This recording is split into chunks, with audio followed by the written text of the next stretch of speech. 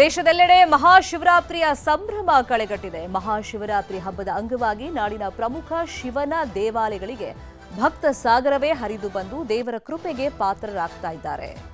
ಇನ್ನು ಬೆಂಗಳೂರಿನ ಗವಿಗಂಗಾಧರ ದೇವಸ್ಥಾನಕ್ಕೆ ಭಕ್ತ ಸಾಗರ ಹರಿದು ಬರ್ತಾ ಇದೆ. ಬೆಂಗಳೂರಿನ ಕಾಡು ಮಲ್ಲೇಶ್ವರ ದೇಗುಲದಲ್ಲೂ ಜನಸಾಗರ ಇದೆ.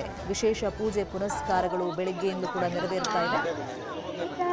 ನಿನ್ನೆ ಶಿವರಾತ್ರಿ ಹಬ್ಬದ ಸಂಭ್ರಮ ಇತ್ತು. ನಿನ್ನೆ ರಾತ್ರಿ ಜಾಗರಣೆ ಅಂದರೆ ಇವತ್ತು ಮುಂಜಾನೆ ತನಕನೂ ಕೂಡ ಜಾಗರಣೆ ಮಾಡಿದ ಮೇಲೆ ಶಿವನಿಗೆ ವಿಶೇಷ ರೀತಿಯಲ್ಲಿ ಪೂಜೆ ಪುನಸ್ಕಾರ ಪ್ರಾರ್ಥನೆಯನ್ನ ಭಕ್ತಿ ಭಾವದಿಂದ ಭಕ್ತರು ಸಮರ್ಪಣೆ ಮಾಡ್ತಾ ಇದ್ದಾರೆ. ಬೆಂಗಳೂರಿನ ಪ್ರಮುಖ ದೇವಸ್ಥಾನಗಳು ಅಂತಂದ್ರೆ ಗವಿಗಂಗಾಧರ ದೇಗುಲ ಮತ್ತೆ ಕಾಡು ಮಲ್ಲೇಶ್ವರ ದೇಗುಲ ನಿನ್ನೆಯಿಂದಲೂ ಭಕ್ತ ಸಾಗರ ಹರಿದು ಬರ್ತಾ ಇದೆ. ಇನ್ನು ಬೆಂಗಳೂರಿನಲ್ಲಿರುವಂತಹ ಚಾಮರಾಜಪೇಟೆಯ ಮಲೆ ಮಹದೇಶ್ವರ ದೇವಸ್ಥಾನಕ್ಕೆ ಸಿಎಂ ಭೇಟಿ ನೀಡಿ ಪೂಜೆಯನ್ನ ಮಾಡಿಸಿದ್ರು. ಇನ್ನೊಂದು ಕಡೆ ಕನಕಪುರದಲ್ಲಿ ಡಿಸಿಎಂ ಡಿಕೆ ಶಿವಕುಮಾರ್ ಶಿವನ ದೇವಸ್ಥಾನಕ್ಕೆ ಹೋಗಿದ್ರು. ಭಕ್ತಿ ಭಾವವನ್ನ ಮೆರೆದಿದ್ದಾರೆ.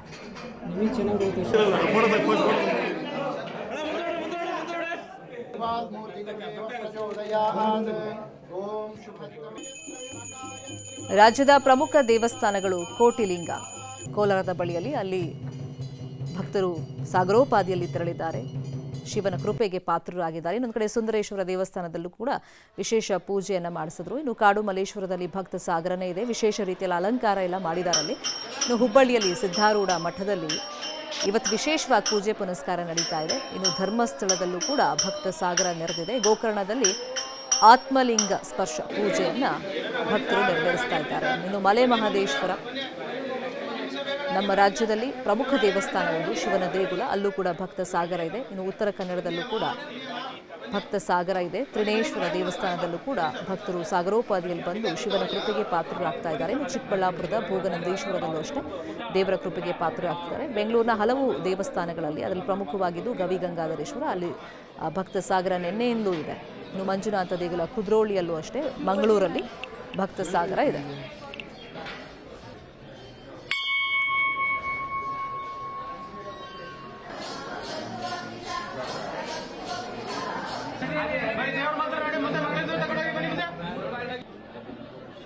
ಬೆಂಗಳೂರಿನ ಎಸ್ಆರ್ ನಗರದಲ್ಲಿರುವಂತಹ ಮಹಾಬಲೇಶ್ವರ ದೇವಸ್ಥಾನದಲ್ಲಿ ಶಿವರಾತ್ರಿಯ ಪೂಜೆ ಪುನಸ್ಕಾರ ಯಾವ ತರ ನಡೀತಾ ಇದೆ, ಈ ಬಗ್ಗೆ ಮಾಹಿತಿಯನ್ನು ಕೊಡೋದಕ್ಕೆ ನೇರ ಸಂಪರ್ಕದಲ್ಲಿ ಕನೆಕ್ಟ್ ಆಗಿದ್ದಾರೆ ನಮ್ಮ ರಿಪೋರ್ಟರ್ ಪ್ರಗತಿ. ಶಿವರಾತ್ರಿಯ ಸಂಭ್ರಮ ಅಂತಂದ್ರೆ ಜಾಗರಣೆ ಮಾಡೋದು, ಉಪವಾಸ ಇರೋದು. ಈ ನಿಟ್ಟಿನಲ್ಲಿ ಇವತ್ತು ಮುಂಜಾನೆಯಿಂದ ನೀವಿರುವಂತಹ ದೇವಸ್ಥಾನದಲ್ಲಿ ಯಾವ ತರ ಪೂಜೆ ಪುನಸ್ಕಾರ ನಡೀತಾ ಇದೆ?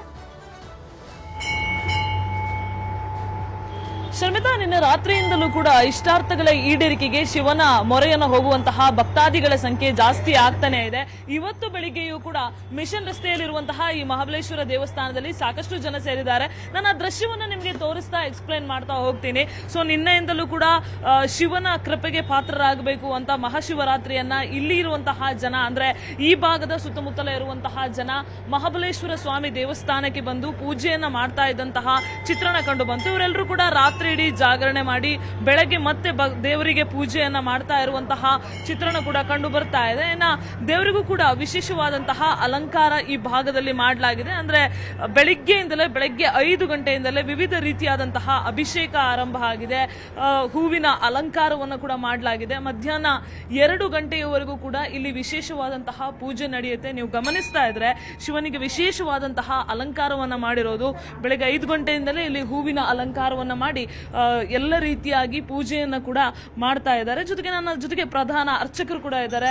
ಅವ್ರನ್ನ ಕೂಡ ಮಾತಾಡಿಸ್ತಾ ಹೋಗುವಂತಹ ಕೆಲಸವನ್ನ ಮಾಡ್ತೀನಿ. ಅವರು ಕೂಡ ಹೇಳ್ತಾ ಇದ್ರು, ಮಹಾಶಿವರಾತ್ರಿಯ ದಿನ ಶಿವನನ್ನ ಬೇಡಿಕೊಂಡ್ರೆ, ಶಿವನ ಕೃಪೆಗೆ ಪಾತ್ರ ಆದ್ರೆ ಒಂದಷ್ಟು ಒಳ್ಳೆಯದಾಗತ್ತೆ, ಅವರ ಏನೇನ್ ಬೇಡ್ಕೊಳ್ತಾರೆ ಅದೆಲ್ಲವೂ ಕೂಡ ಈಡೇರಿಕೆ ಆಗುತ್ತೆ ಅನ್ನುವಂತಹ ಮಾತನ್ನು ಕೂಡ ಹೇಳ್ತಾ ಇದ್ರು. ಸೊ ಬೆಳಿಗ್ಗೆಯಿಂದ ಬರುವಂತಹ ಭಕ್ತಾದಿಗಳೆಲ್ಲರೂ ಕೂಡ ಪೂಜೆಯನ್ನ ಮಾಡ್ತಾರೆ, ಚಿತ್ರಣ ಕಂಡು ಬರ್ತಾ ಇದೆ. ಸರ್, ಯಾವ್ಯಾವ ರೀತಿಯ ಪೂಜೆ ಇವತ್ತಾಗುತ್ತೆ, ಏನ್ ಹೇಳ್ತೀರಾ, ಹೇಗೆ ಸರ್? ಶ್ರೀ ಗುರುಭ್ಯೋ ನಮಃ, ಹರಿ ಓಂ. ಇದು ಮಹಾಶಿವರಾತ್ರಿ ಅಂದರೆ ಶಿವನಿಗೆ ಮಹಾ ವಿಶೇಷವಾದಂತಹ ದಿವಸ ಇದು. ಇದಕ್ಕೆ ರುದ್ರಾಭಿಷೇಕ, ಪಂಚಾಮೃತ ಅಭಿಷೇಕ ಇದೆಲ್ಲ ಮಾಡಿ ತುಂಬ ವಿಶೇಷವಾಗಿ ಇರುತ್ತೆ. ತುಂಬ ಶಿವನಿಗೆ ವಿಶೇಷವಾದದ್ದು. ಜಾಗರಣೆಯನ್ನು 4 ಪೂಜೆಯನ್ನು ಮಾಡಿ ಜಾಗರಣೆಯನ್ನಿದ್ದು ವಿಶೇಷವಾಗಿ ಇದು ಮಾಡಿದರೆ ತುಂಬ ಒಳ್ಳೆಯದಾಗುತ್ತೆ. ಈ ನಮ್ಮ ದೇವಸ್ಥಾನದಲ್ಲಿ ವಿಶೇಷ ಅಂದರೆ ಬೆಳಗ್ಗೆ 5 ಗಂಟೆಯಿಂದ ಮಧ್ಯಾಹ್ನ 2 ಗಂಟೆಗೆ ವಿಶೇಷವಾಗಿ ಹಾಲಿನ ಅಭಿಷೇಕವನ್ನು ನಾವು ಮಾಡ್ತಾ ಇರ್ತೀವಿ. ಅದೇ ಇಲ್ಲಿನ ವಿಶೇಷ, ದೇವಸ್ಥಾನದ ವಿಶೇಷ ಆಗಿರುತ್ತದೆ. ಯಾವ್ಯಾವ ಪೂಜೆ ನಡೆಯುತ್ತೆ? ರುದ್ರಾಭಿಷೇಕ, ಪಂಚಾಮೃತ ಅಭಿಷೇಕ ಇವೆಲ್ಲ ನಡೆಯುತ್ತೆ ಇಲ್ಲಿ. ಅಭಿಷೇಕ ಎಲ್ಲ ನಡೆಯುತ್ತೆ. ಭಕ್ತಾದಿಗಳು ಹೇಗೆ ಸೆಲೆಬ್ರೇಟ್ ಮಾಡಬೇಕು, ಆಚರಣೆ ಮಾಡಬೇಕು?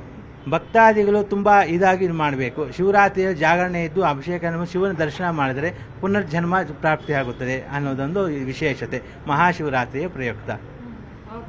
ಇದು ಇಲ್ಲಿರುವಂತಹ ಅರ್ಚಕರು ಹೇಳ್ತಾ ಇರುವಂತಹ ಮಾತು. ಅಂದ್ರೆ ಒಂದು ಸ್ವರ್ಗ ಪ್ರಾಪ್ತಿ ಆಗುತ್ತೆ ಅನ್ನುವಂತಹ ನಿಟ್ಟಿನಲ್ಲಿ ಬಹುತೇಕರು ಆಚರಣೆ ಮಾಡ್ತಾರೆ ಅಂತ ಹೇಳ್ತಾ ಇದ್ರು. ಭಕ್ತರನ್ನು ಕೂಡ ಮಾತಾಡಿಸ್ತಾ ಹೋಗುವಂತಹ ಪ್ರಯತ್ನ ಮಾಡ್ತೀನಿ. ಮೇಡಮ್, ಏನ್ ಹೇಳಕ್ ಇಷ್ಟಪಡ್ತೀರಾ? ಹೇಗೆ ಆಚರಣೆ ಮಾಡಿದ್ರಿ? ವರ್ಷ ಮಾಡ್ತೀವಿ. ಇದು ನಮ್ಮ ಅಜ್ಜಿ ತಾತ ಕಟ್ಸಿದ್ದು. ಲಕ್ಷ್ಮಮ್ಮ ಕೆ ಶಂಕರ್ ಅನ್ನೋರು.